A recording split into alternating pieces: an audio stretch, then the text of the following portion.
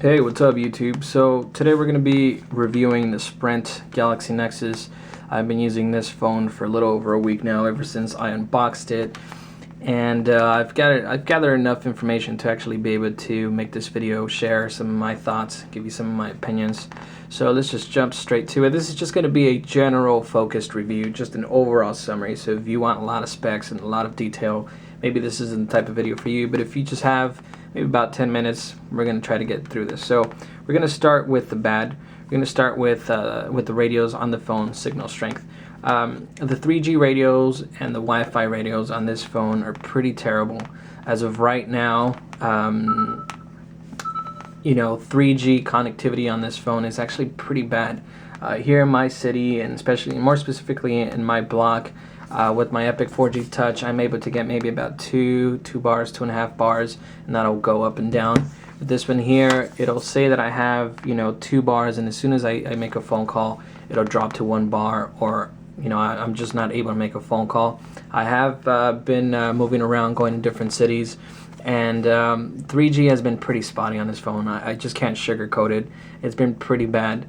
Also, Wi-Fi, a lot of Wi-Fi issues here at home. My router is in the next room over there, and it's a pretty expensive router and a pretty expensive modem, and I'll just drop Wi-Fi completely from time to time. Right now it says that I have full bars.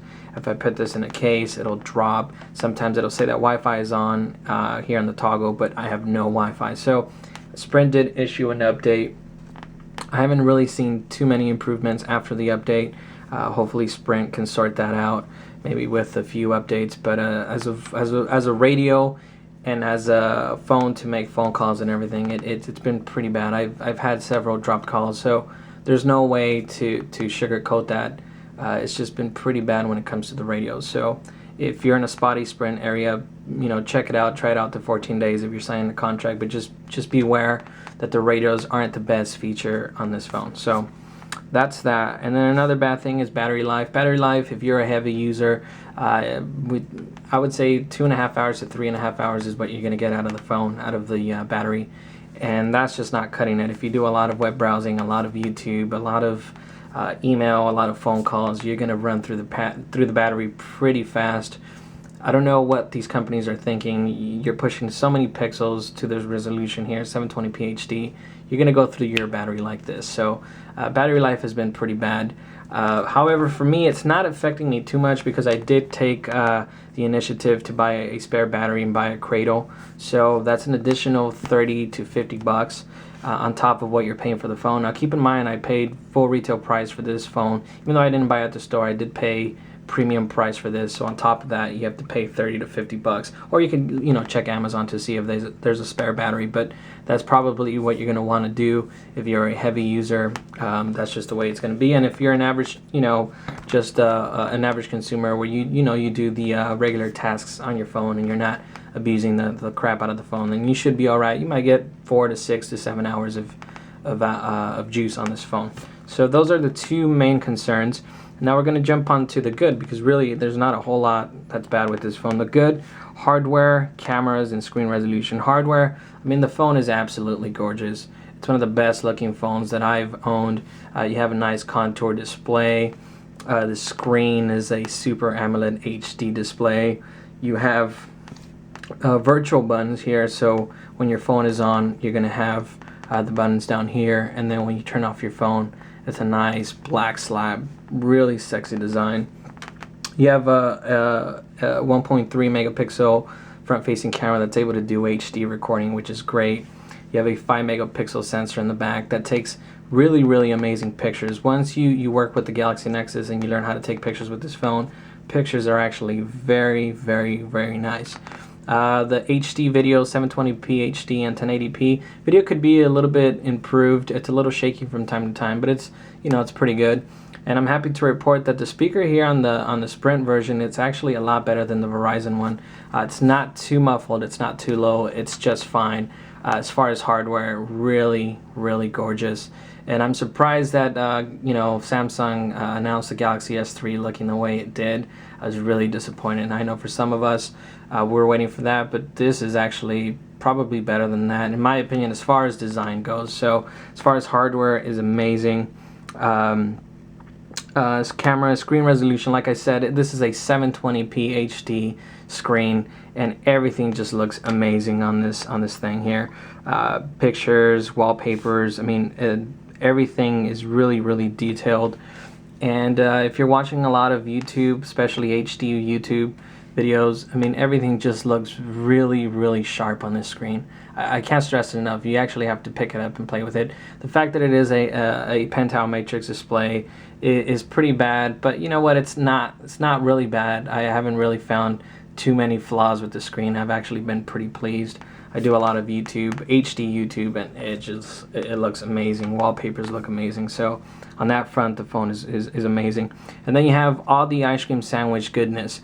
Now you have multitasking power, you have speech to text, you have a nice fluid operating system.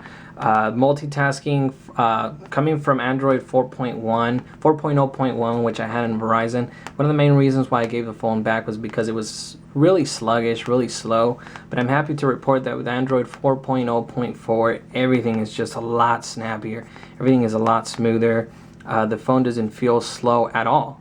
Just opening up different apps, your app drawer, the multitasking power on this phone is absolutely brilliant. Really nice. I can't stress it enough. It's such a change from 4.0.1 to 4.0.4. The browser seems to perform better. The camera seems to be a lot better. The web browser seems to be a lot better, a lot more responsive. And I mean, there's only so much I could say about ice cream sandwich. Everything is really nice. It takes some getting used to because of the buttons, some inconsistency when it comes to the menu button, but once you start to get used to ice cream sandwich, it's awesome. You can replace apps here on your dock. You can make awesome folders, rename them. The keyboard has been really nice to use, just a breeze to use. The text-to-speech functionality here, brilliant. I mean, who needs Siri when you have that? Really, it's really nice. And then, well, yeah, basically just talking about ice cream sandwich. Honestly, I don't see myself really buying any other phone. I know I've made videos in the past where I've said that I'm going to leave the Nexus phones, but this has just been an awesome experience for me. Ice cream sandwich with the firmware update of Android 4.0 to 4.4. I can't tell you enough how happy I've been with this phone. For me to actually ignore the connectivity issues with 3G and Wi-Fi, I could push that all aside just by you know, using ice cream sandwich. This is more than enough for me. Everything is a lot tighter, a lot more fluid. Everything just works a lot better on ice cream sandwich, especially coming from Gingerbread. Not to, you know, talk smack about the Epic 4G Touch. It could be any phone. Just coming from Gingerbread, ice cream sandwich Android 4.0 is a big departure from Gingerbread and from any previous Android versions. It just feels a lot better. Everything seems to be a lot more responsive, and you could just really see where Google's taking Android, and they're going in the right direction. I think it only gets better from this point on. The apps are going to get a lot better, a lot more refined.